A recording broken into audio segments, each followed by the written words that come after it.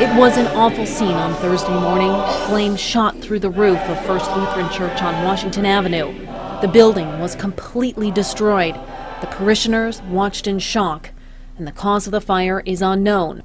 When First Lutheran Church started burning Thursday morning, it's not the building, it's all the things that are inside the building, the memories. It looks like the old building is going to be a total loss. No one believed it could be destroyed in hours. We will rebuild one way or the other. It has to be.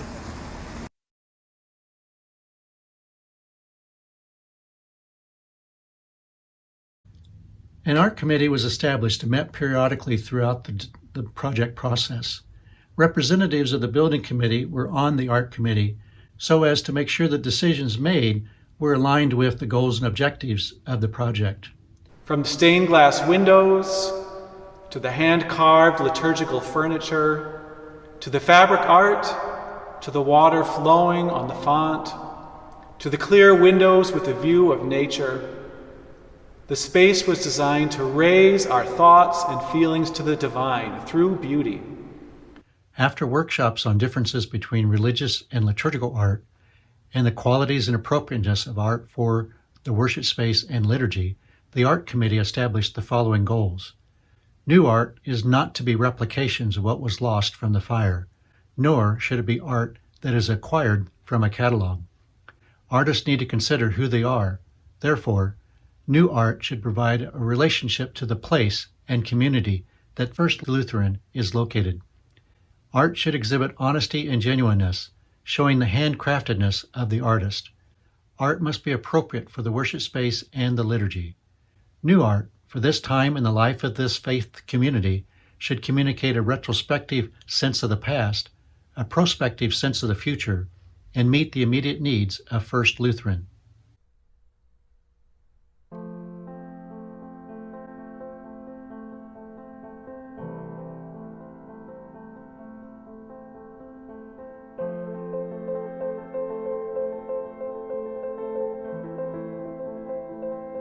The font is a bronze vessel that sits prominently at the main entrance to the worship space as a constant reminder that it is through baptism that we enter the church. Abundant water represents God's abundant grace and blessings. The dangerous amount of water symbolizes our union with Christ's death and resurrection through the waters of baptism. The vessel's womb-like shape symbolizes our rebirth through baptism. For liturgy, water is one of the primary symbols of worship. To touch the water is to ask for God's blessings. Because of the water flowing down all the sides of this font, a person with limited mobility or in a wheelchair can allow the water to touch them simply by placing their hand or arm at the font's side, thus experiencing their own personal encounter with God in this faith community.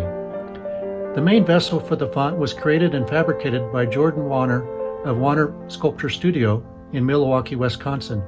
Jordan is a fellow ACLS member.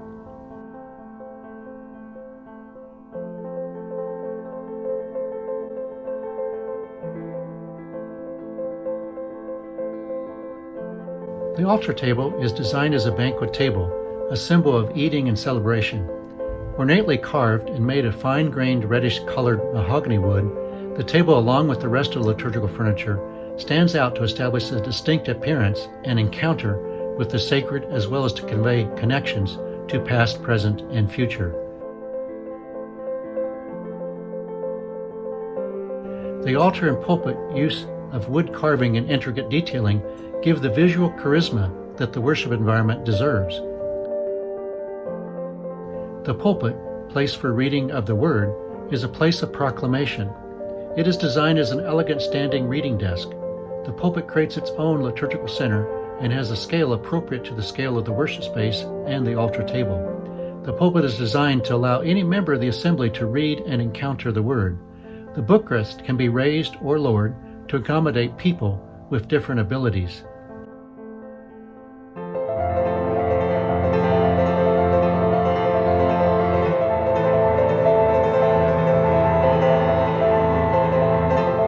Liturgical furniture appointments include a music lectern, Paschal candle holder, processional candlesticks, Advent wreath holder, flower stands, and liturgical tables. They were designed to match to the altar table and pulpit. Their fine craftsmanship and beauty beckons one to touch the furnishings.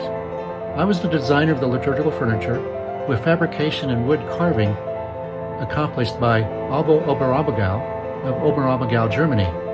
Johannes Albo is an ACLS member.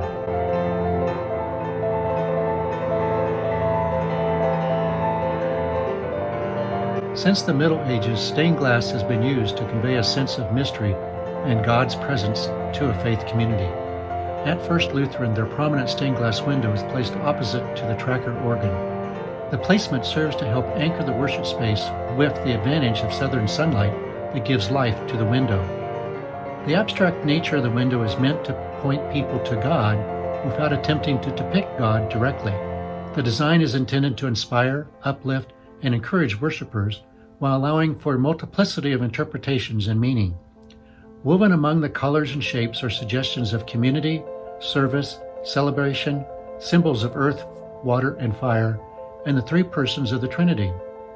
Along with this large stained glass window are 8 smaller windows high on the east wall that echo the celebratory shapes and colors of this larger window. The stained glass windows were designed, fabricated, and installed by Kessler Studios of Loveland, Ohio. Cindy Kessler is an ACLS member. Cindy used hand-blown glass from Germany and small clear glass jewels to give the window the deeper colors and extra sparkle that you see. 16 bas-relief copper panels adorn the main entrance doors into the worship space. The commissioning of this art was a major connection to the previous church in that the copper used for the art came from the copper organ pipes recovered from the fire. Each panel represents a biblical story, primary symbols of water, wine, bread, and fire, and images of Christ's life. Many of the images were inspired from symbols in the original stained glass windows that were lost in the fire. The panels were designed and fabricated by Michael Bendel of Delphos, Ohio.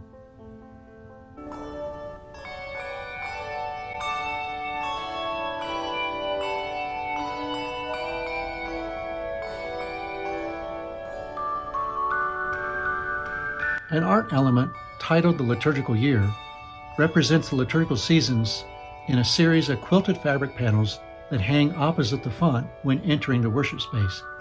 The liturgical seasons are read from left to right. Quilted as 7 fabric pieces in a vertical panel, each quilted strip then represents a week in the liturgical year. Significant colors of the liturgical year, such as the deep royal blue of Advent, yellow, white, and gold of Easter, and the red in Pentecost, give a rhythm to the liturgical year and offers a congregant the opportunity to encounter the liturgical seasons in a deeper, more meaningful way. Feast days are inserted as white fabric elements occurring throughout the year to give greater animation to the art piece during ordinary time. Sandra Needing of Vermilion, Ohio, was a quilter for the art element. She is a local fabric artist who also made all the church paraments.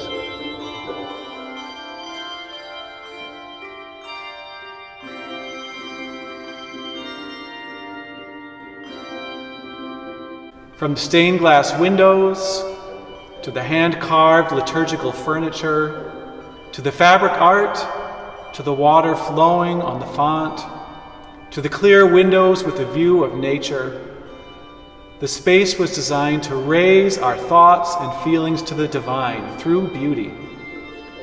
And in fact, I think one of the great successes of this space is that it feels sacred and modern at the same time.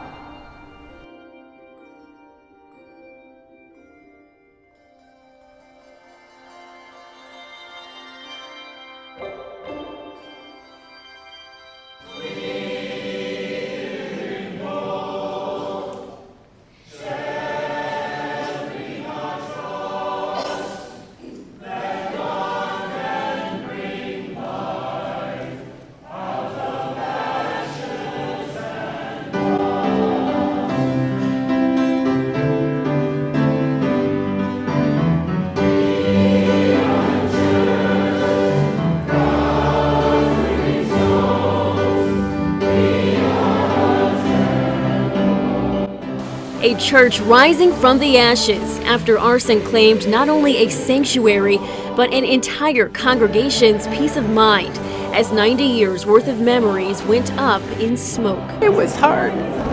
Yeah, it was hard. That was 2014. While the flames destroyed this church, it did not break the spirits of the faithful who vowed to rebuild. It's been 168 weeks since we worshiped on a lawn right across the street after the fire. This day a symbol of determination, dedication, and prayers answered for a community who through their tears never lost faith. Pieces of the past on display, an organ pipe that survived the flames now turned into new works of art for a church family that faced the worst together. Their spirit of faith is attracting members old and new. That to me is what drew me to this congregation, the resiliency, the love and compassion that the people of this congregation have. Because as the pastor reminded this congregation, church is not about a building, but the people inside and the praise and devotion they hold in their hearts. In Lorain, Maya Balai, Fox 8 News.